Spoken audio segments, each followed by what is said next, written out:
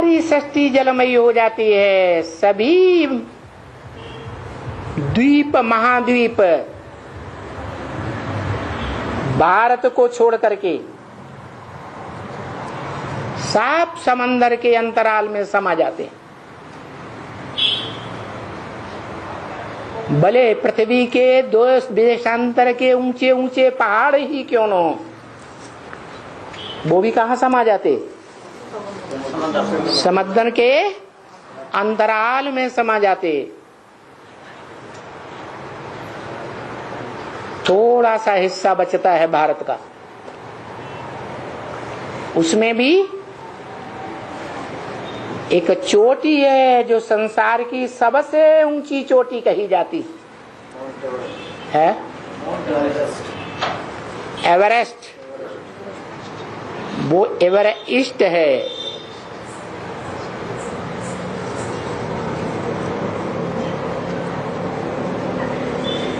पूर्वीय सभ्यता का प्रतीक है, जहां से ज्ञान सूर्य उदय होता है।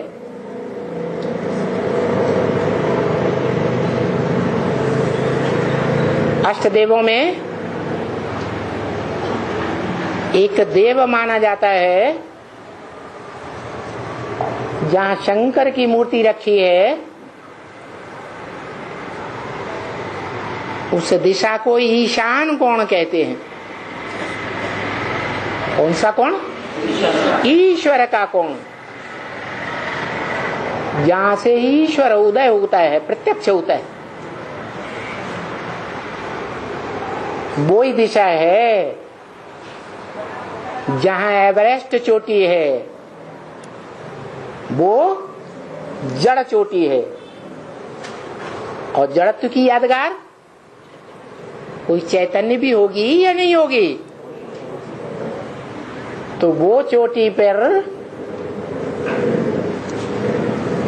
वो एक ही सत्ता आत्मा है जो इस सृष्टि रूपी रंगमंच पर आदि से अंत तक पार्ट बजाती है,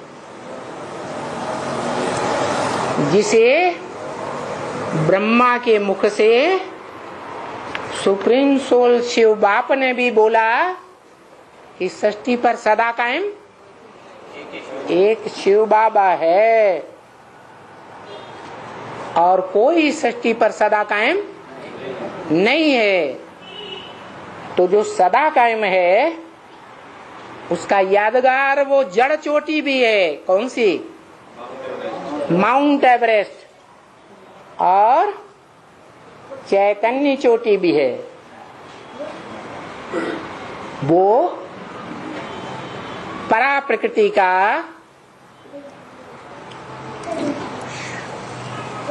यादगार है।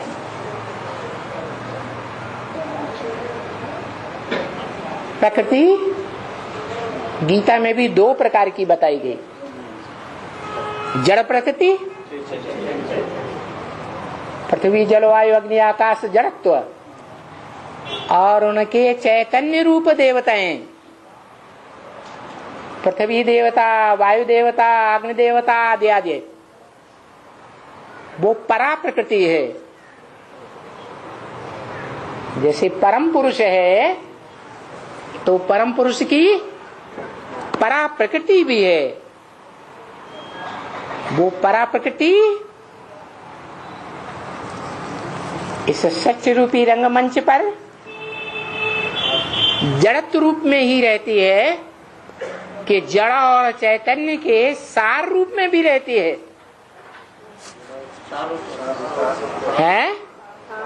जड़ का भी सार रूप लिंग और चैतन्य का भी सार रूप बिंदु, जिसका सात्विक यादगार सोमनाथ के मंदिर में बनाया गया था।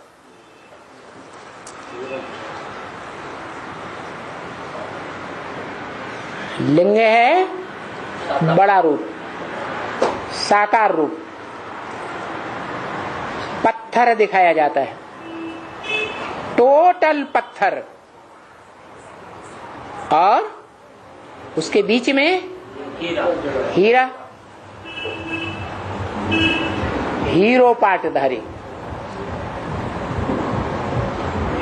वो हीरो पाटधारी शिव है या नहीं?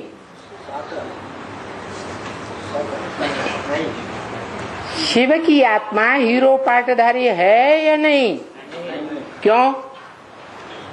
क्योंकि हीरो पाटधारी आदि से अंत तक हर सीन में पार्ट बजाता है, और शिव इस सृष्टि में 4 युगों के 4 सीन में लगातार पार्ट नहीं बजाता। जिसमें प्रवेश करता है उसको आप समान बनाता है। निराकारी, निर्विकारी और निरहंकारी बनाता है।